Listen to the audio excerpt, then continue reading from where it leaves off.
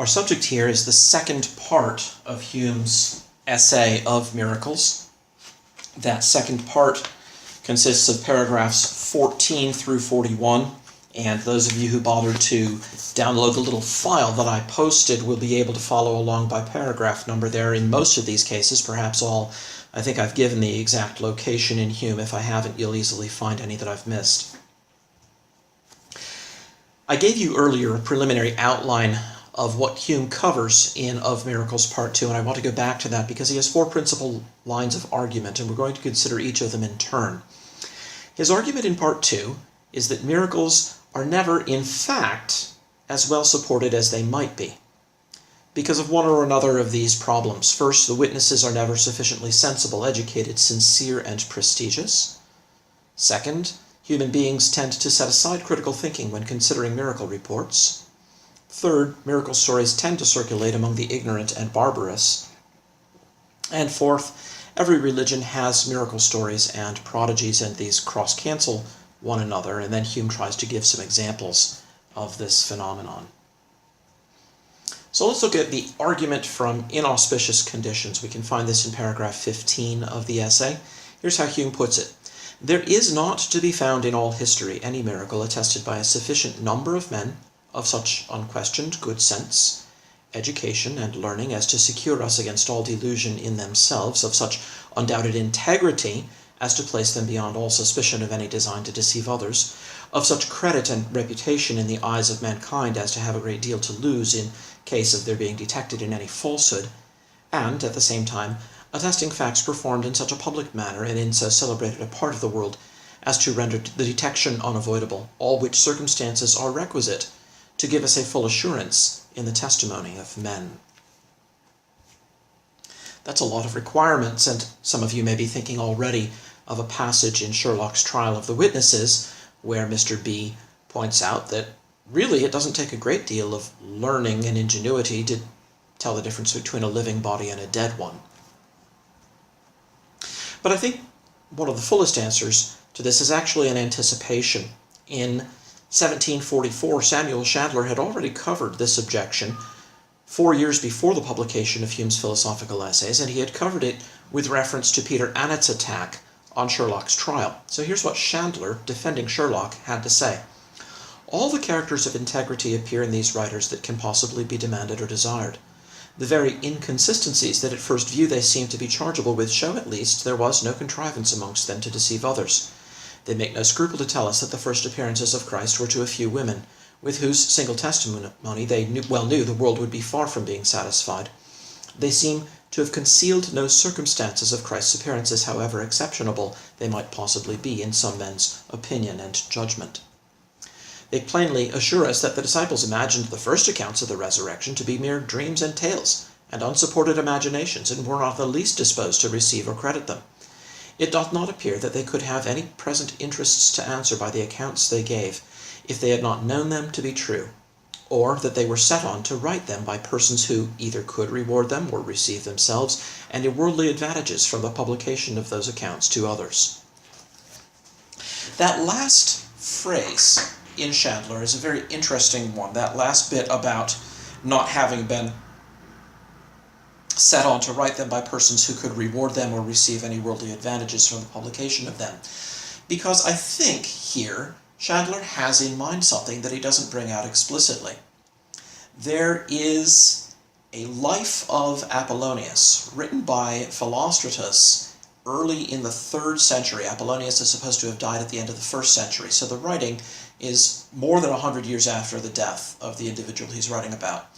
And it was used by some of the early anti-Christian writers like Hierocles as a counterpoise to the Christian miracles. Well, you have your miracle accounts, we have those of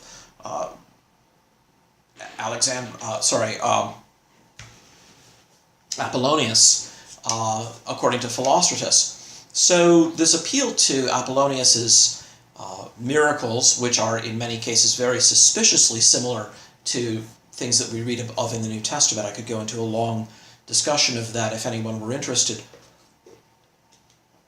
Seems to be something that at first has at least some plausibility. However, Philostratus was asked to write this by the Empress Julia Domna.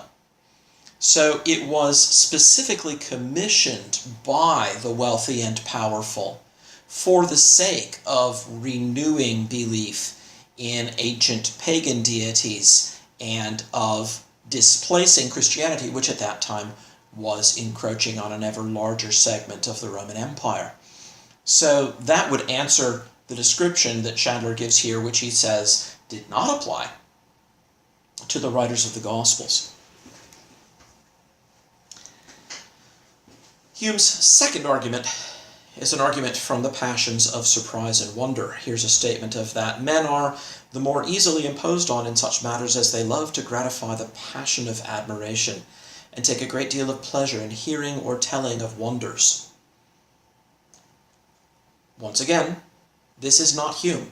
This is someone who predates Hume. This is from Thomas Morgan's Moral Philosopher, a work I did not make you read, though it is in the database, from 1739. Hume picks up on Morgan's line of argument here and expands on it in his own way. But to understand how Hume goes about this, it's necessary to take a step back into the 17th century and read a paragraph from the 4th book of John Locke's essay concerning human understanding. This one's headed, "One case where contrary experience lessens not the testimony." And here's what Locke says about it. "Though the common experience and the ordinary course of things have justly a mighty influence on the minds of men to make them give or refuse credit to anything proposed to their belief, yet there is one case wherein the strangeness of the fact lessens not the assent to a fair testimony given of it. For where such supernatural events are suitable to ends aimed at by him who has the power to change the course of nature, there, under such circumstances, that may be the fitter to procure belief by how much the more they are beyond or contrary to ordinary observation. This is the proper case of miracles which, well attested, do not only find credit themselves, but give it also to other truths which need such confirmation."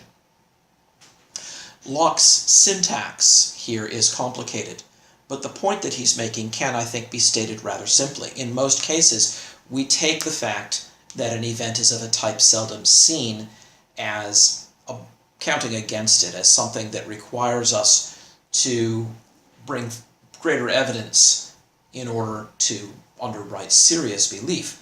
But in the case of miracles, that's not true. And the reason that it's not true is that miracles are just what we should expect if God is endorsing some messenger or some teaching. And therefore that normal rule that the more improbable antecedently the event, the more evidence we require, is broken. Now watch how Hume, in his statement of this objection, makes, I think, veiled reference to what Locke has in view. Here's Hume from paragraph 16 of the essay. "We readily reject any fact which is unusual and incredible in an ordinary degree, yet, in advancing farther, the mind observes not always the same rule. But when anything is affirmed utterly absurd and miraculous," notice the way that he's pairing absurdity and miraculousness there, "the mind rather the more readily admits of such a fact, upon account of that very circumstance which ought to destroy all its authority. The passion of surprise and wonder arising from miracles, being an agreeable emotion, gives a sensible tendency towards the belief of those events from which it is derived. And this goes so far that even those who cannot enjoy this pleasure immediately, nor can believe those miraculous events of which they are informed, yet love to partake of the satisfaction at second hand or by rebound, and place a pride and delight in exciting the admiration of others." So it's pleasurable to be the relator of an incredible tale, and it's pleasurable to relate it even at second hand, because people love to listen to these things. And so our tendency to give credibility to things that really, because they're so outlandish, should be absolutely incredible, overrides the principle by which we govern our reason in every other case. Several of Hume's antagonists jumped on this particular aspect of it. They said, look, nothing is more out of the course of our experience than what Jonathan Swift recounts in Gulliver's Travels. So if Hume's principle were correct, everyone should take Swift's satire as a piece of historical reportage, but no one does. We all know that it's just a story. So where is the effect of this passion of surprise and wonder in relating the absurd, the never before heard of? That's just not true. We don't in fact act that way. It sounds good as a piece of rhetoric, but that's not the way that we actually engage in reasoning on these matters. Hume's not done, however. He has a second string to his bow.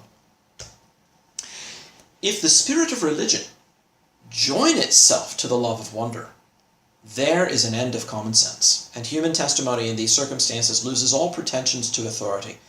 A religionist may be an enthusiast and imagine he sees what has no reality. He may know his narrative to be false and yet persevere in it with the best intentions in the world for the sake of promoting so holy a cause. Or, even where this delusion has not place, vanity excited by so strong a temptation operates on him more powerfully than on the rest of mankind in any other circumstances, and self-interest with equal force. What's the objection here? Well, who wouldn't like to be seen as an emissary from heaven? This is something that every human being would be subject to as a temptation. And in a religious context, this temptation must be the strongest of all.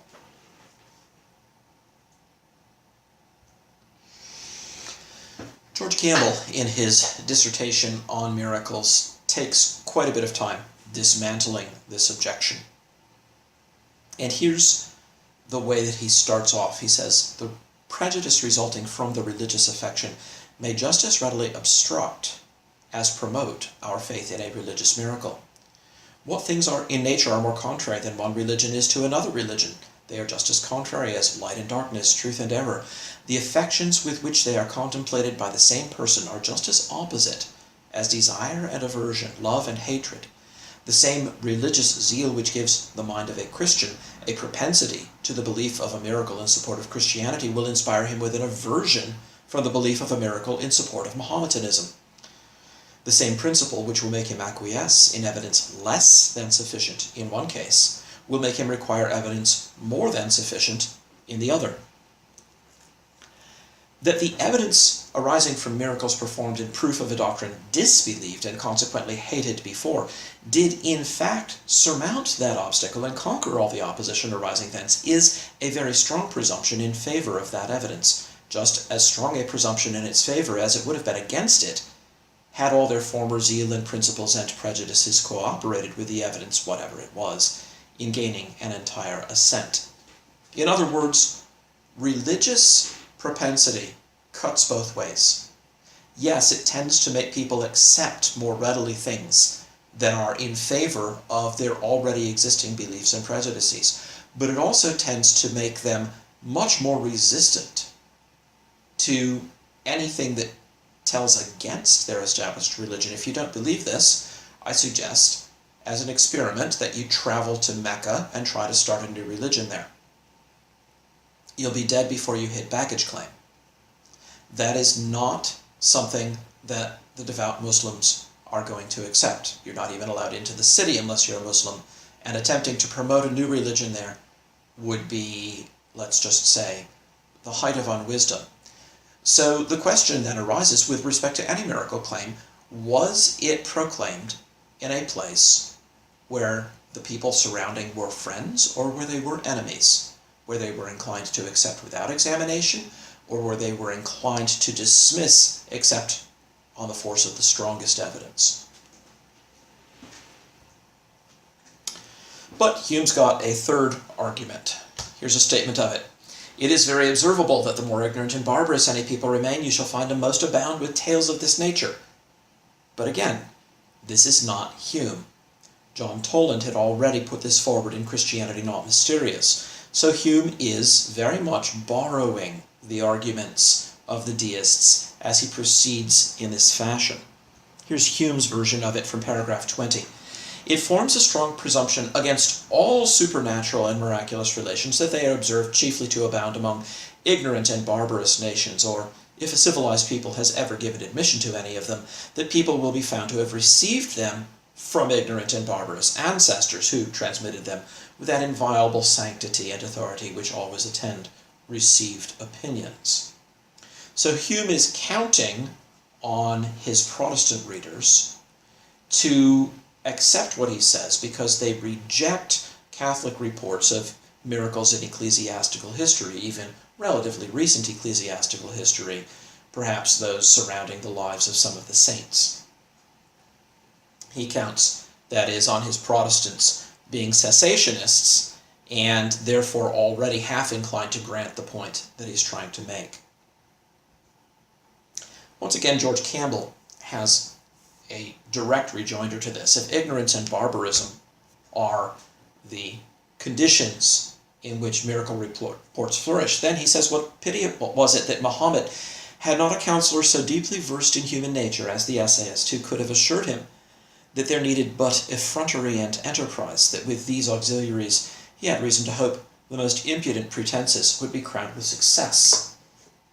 In other words, if ignorance and barbarism were such advantages for putting over a miracle account, then why didn't Muhammad risk pretending to perform such a miracle?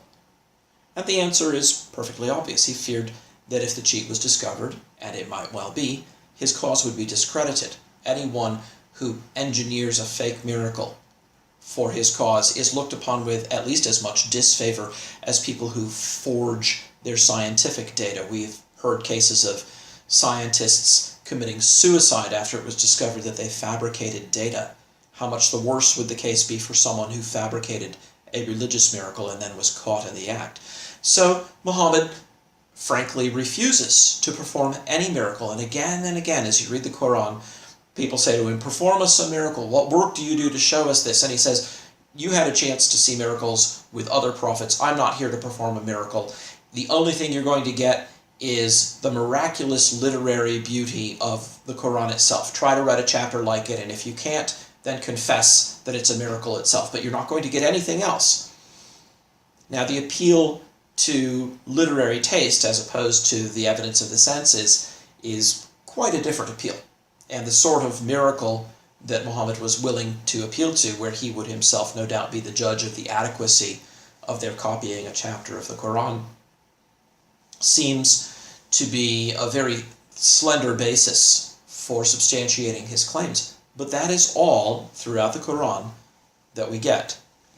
So Campbell's point is that if ignorance and barbarism made it so easy, then why wasn't this tried by those who lived in ignorant and barbarous times and places? Adams more directly speaks with respect to the fundamental claims of Christianity. This religion, he says, did not get strength in the dark and then adventure itself by degrees into the light. It was openly proclaimed from the first in the temple and in the synagogue where the Jews always resorted.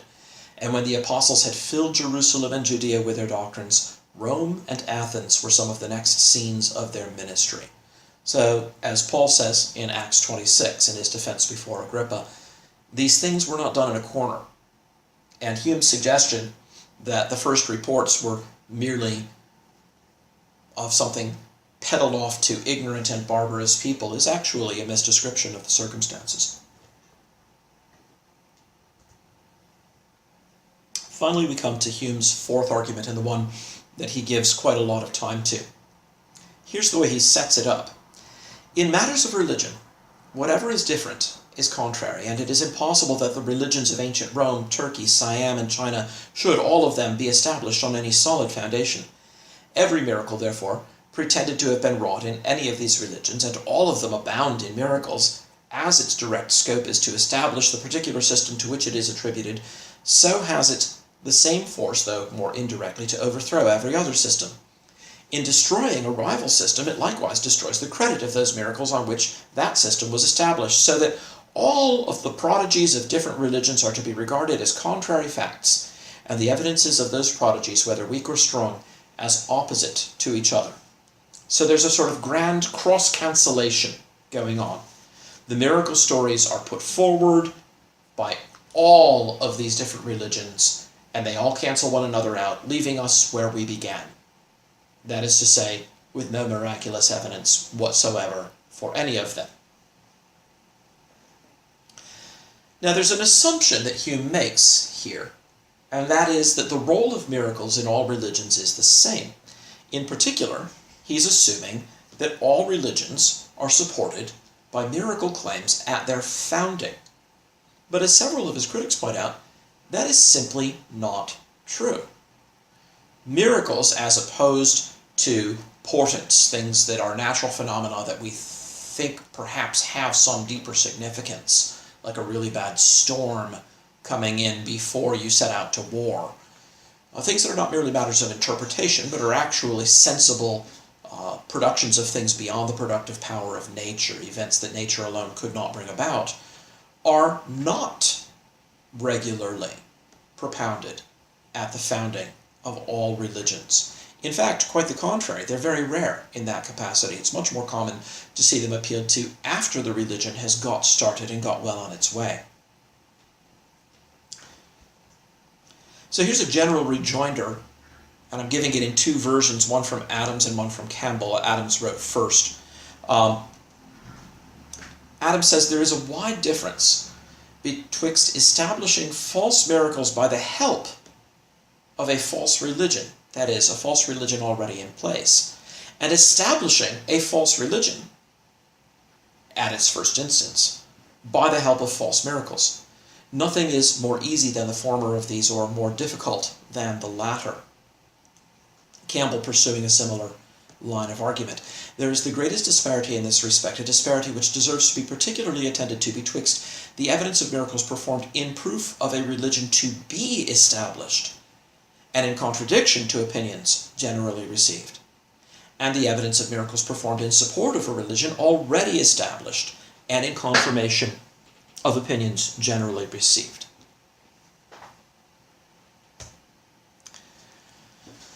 Hume goes on to give three instances. These are instances of his own choosing. He wants to discuss the cures attributed to Vespasian, Cardinal de Retz's story of the man with a miraculously healed leg, and the cures reported at the tomb of the Abbé Paris. But before we get into these, it's interesting to notice what he doesn't discuss, and that is the central Christian claim of the resurrection of Jesus. This omission did not go undetected, but probably the most forceful way of drawing this out is what Peter Bain says. Bain quotes Hume's maxim. You'll remember from the end of part 1. No testimony is sufficient to establish a miracle unless the testimony be of such a kind that its falsehood would be more miraculous than the fact which it endeavors to establish. When anyone tells me that he saw a dead man restored to life, I immediately consider with myself whether it be more probable that this person should either deceive or be deceived, or the fact which he relates should really have happened. I weigh the one miracle against the other, and according to the superiority which I discover, I pronounce my decision and always reject the greater miracle.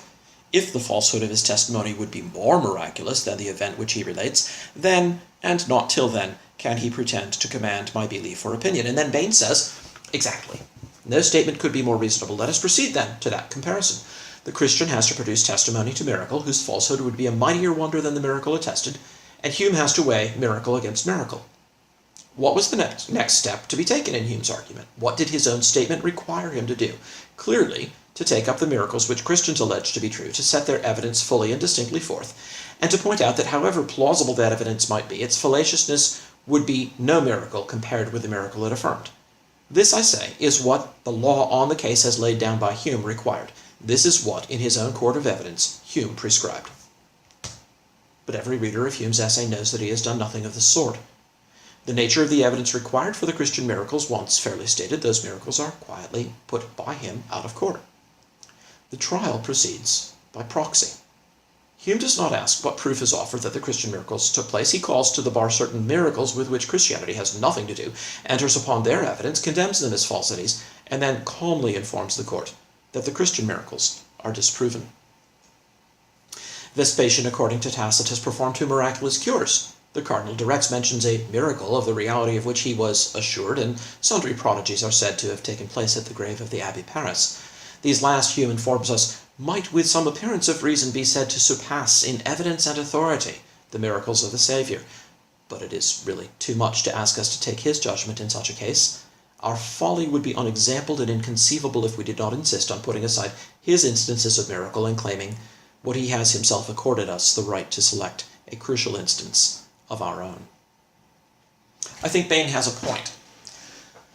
But pursuing only a case which Hume does not directly discuss would still leave the nagging question as to whether he had a point in these other instances. Therefore, most of the earlier respondents, and Bain is writing in the middle of the 19th century, most of the earlier respondents to Hume actually did engage quite directly with his three cures. So let's go through them briefly. Here's Hume. One of the best attested miracles in all profane history is that which Tacitus reports of Vespasian, who cured a blind man in Alexandria by means of his spittle. Some of you may recall a comparable passage in the Gospels.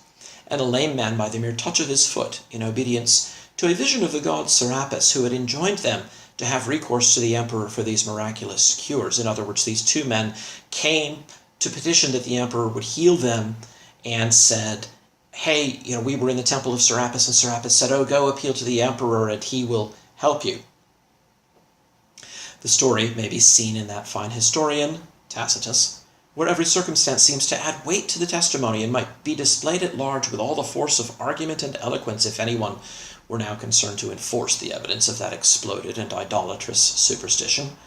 The gravity, solidity, age, and probity of so great an emperor, who, through the whole course of his life, conversed in a familiar manner with his friends and courtiers, and never affected any of those extraordinary airs of divinity assumed by Alexander and Demetrius. The historian, Tacitus, a contemporary writer noted for candor and veracity, and withal the greatest and most penetrating genius, perhaps, of all antiquity, and so free from any tendency to credulity, that he even lies under the contrary imputation of atheism and profaneness. The persons from whose authority he related the miracle, of established character for judgment and veracity, as we may well presume, eyewitnesses of the fact, and confirming their testimony after the Flavian family was despoiled of the empire and could no longer give any reward as the price of a lie, to which, if we add the public nature of the facts as related, it will appear that no evidence can well be supposed stronger for so gross and so palpable a falsehood. There's much to be said about this particular instance. One of the things that was pointed out immediately by Hume's first critics is that if you read in Tacitus a little bit more widely than what Hume has related, you'll discover that when the men made this appeal to Vespasian, Vespasian had some doctors check them out, and the doctors came back and reported that the blind man was not wholly blind, and the lame man was not completely lame, which circumstance itself is at least curious. They also told him that he ought to go ahead and try it, and if it failed, then they would just denounce these two plebeians as cheats, and if it succeeded, it would be of benefit both to him and to the local deity, Serapis, because Alexandria was a city where the Christians had been making some inroads as well. And as we know from Pliny the Younger, for example, the governor of Bithynia, wherever Christianity took root, it tended to diminish the revenues at the temples of the local gods. So Hume's critics tore into this one. Campbell, for example, points out regarding Vespasian, no emperor showed a stronger inclination to corroborate his title by the sanction of the gods than the prince of whom he is speaking. This doubtless he thought the more necessary in his case, as he, Vespasian, was of an obscure family and nowise related to any of his predecessors. How fond he was of pleading visions and presages and auguries in his favor, all the world knows. If you will read up about Vespasian in Suetonius, you will find that Campbell speaks nothing less than the sober truth here. I might add that Vespasian was not the emperor at this point, but he had just announced his aspirations to become emperor. This is in a very troubled period in Roman history in the mid-60s, the middle of the first century. And Alexandria was the first major city to come out in favor of his imperial aspirations. So everything conspired together here. A man who wishes to be emperor, a miracle that redounds to his favor and in favor of the local deity at the same time. It's a win-win situation. Now, how about all of Hume's encomiums to the genius and gravity and solidity of Tacitus? Well, Campbell says that would all be to the point if Tacitus were trying to tell us on his own recognizance that this is true. But doth Tacitus pretend that he was himself a witness of the miracle? No. Doth he mention it as a thing which he believes? No. Is it fair to plead the veracity, the truthfulness of the writer in proof of every popular rumor mentioned by him? The question is a rhetorical one. No, clearly it's not, and so what Hume was doing there is just a rhetorical flourish and has nothing to do with the argument. Let's move to Hume's second example. The doorkeeper of the cathedral in Saragossa had been seen for so long a time wanting a leg, but recovered that limb by the rubbing of holy oil upon the stump, and the cardinal assures us that he saw him with 2 legs. This miracle was vouched by all the canons of the church, and the whole company in town were appealed to for a confirmation of the fact, whom the cardinal found by their zealous devotion to be thorough believers of the miracle. That's the way that it reads in the third and following editions of Hume's essay, but in the first and second editions, he says rather more. He says, when the cardinal examined it, he found it to be a true natural leg like the other. I was so curious about why he had changed it that I actually went hunting through Dieretz's works, found copies of them, and didn't rest until I tracked it down, and all that he says is, I saw him with 2. There is no description of his going down on his knees to roll up the guy's pant leg and feel to see whether it's a wooden or a natural leg. Nothing of the sort whatsoever. Merely, I saw him with 2. John Douglas, the author of the Criterion, one of the respondents to Hume within Hume's lifetime, although this quotation is taken from the 4th edition, says, there's a principle for allowable suspicion with regard to a reported miracle, and it runs like this. We may still suspect them to be false if in the time when and at the place where they took their rise, the circumstances were such that they might be suffered to pass without examination. For if the circumstances under which the miracles were appeared to be such as that we can give a probable account of their passing current without examination, we shall be warranted to conclude that this really was the case. In other words, Douglas is saying we are not obliged to take with full seriousness a report of a miracle done in a place and under circumstances where even if it were false, there's no reason to think that anyone would say so. In a case where it falls in with all of the local prejudices and the local beliefs, the evidence is less. Now, that does not mean that the thing did not happen. It does mean, however, there is a ground, and a fairly serious ground, for doubt. And it's obvious that in this case, in Saragossa, in Spain, this would have been something that the entire population would have been predisposed to accept without particular inquiry. And so, for that reason, Douglas's Criterion comes in and says, there is a specific reason to doubt this. But of course, the parallel claim would not be true with regard to the early Christian proclamation of the resurrection, which took place in Jerusalem, where there was a strong faction opposed to it. In fact, so strongly opposed that people like Saul of Tarsus were commissioned to haul people off to prison and bring them up to try to get them killed for their beliefs.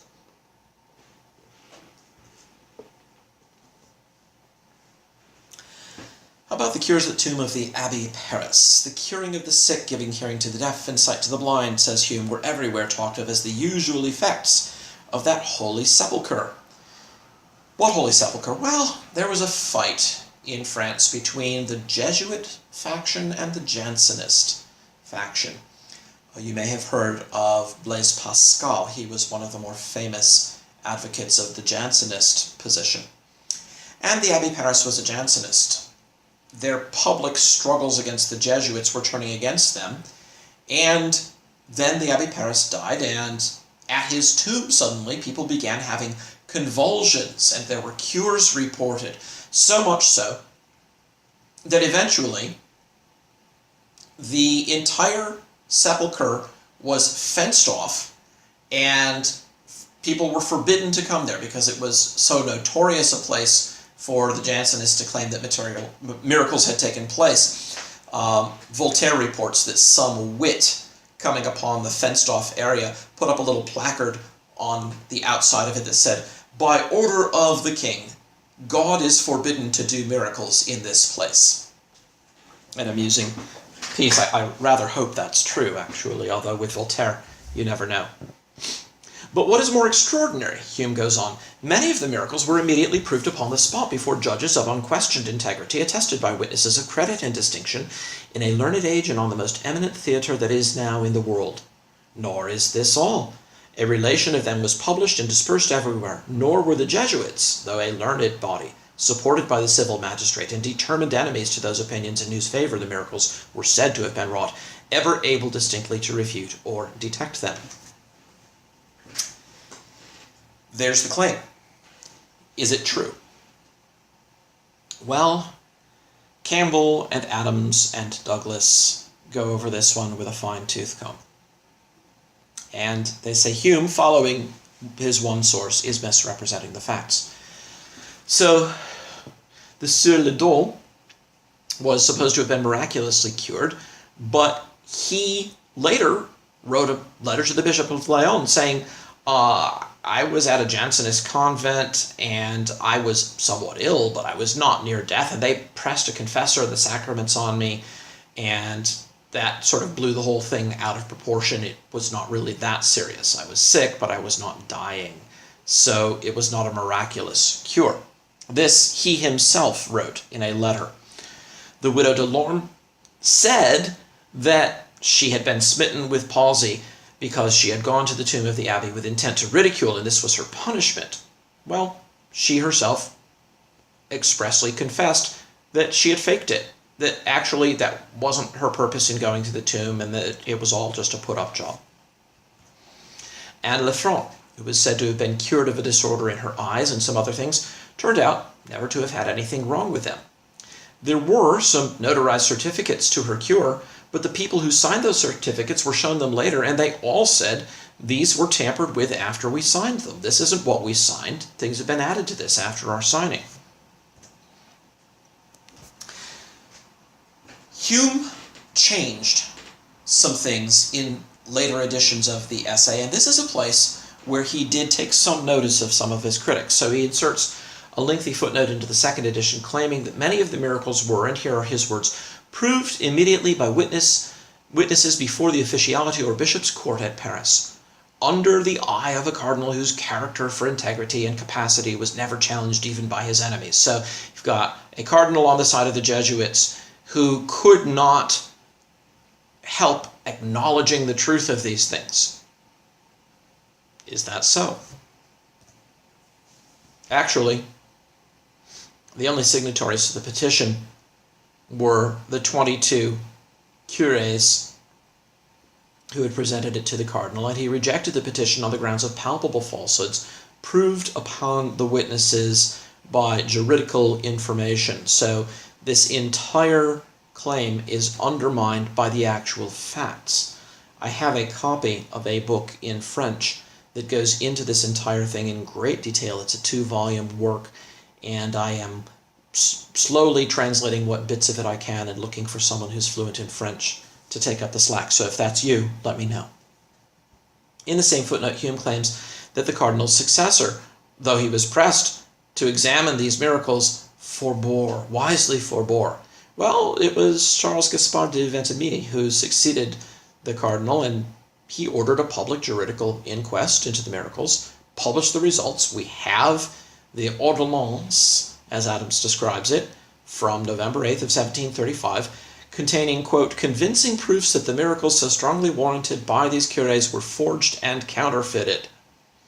So, again, Hume is just misrepresenting the facts in the case, and he was caught and called out on it by his contemporaries.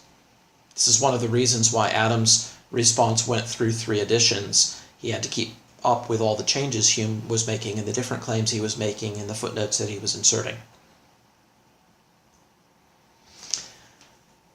With all of that before us, and indeed with the entire course before us, I think it would be a good idea to sum up the view of the orthodox with respect to the entire controversy. So here's Leland's summary, and certainly nobody took greater pains to survey the entire ground than Leland did. Considering how many writers have appeared in this cause within this century past, and what liberty they have had to propose their reasons and their objections, it can hardly be supposed that they have left anything unattempted that had the face of argument by which they thought they could answer their end. And, therefore, if it appears, as I hope it does, upon the view which hath been taken of them, that their most plausible objections have been solidly answered, it is to be hoped that their attempts, however ill-intended, will turn to the advantage of the Christian cause, as it will then appear how little its enemies have been able to say against it considered in its original purity, even where they have had the utmost freedom of proposing their sentiments. They have appealed to the bar of reason. The advocates for Christianity have followed them to that bar, and have fairly shown that the evidences of revealed religion are such as approve themselves to impartial reason, and, if taken together, are fully sufficient to satisfy an honest and unprejudiced mind.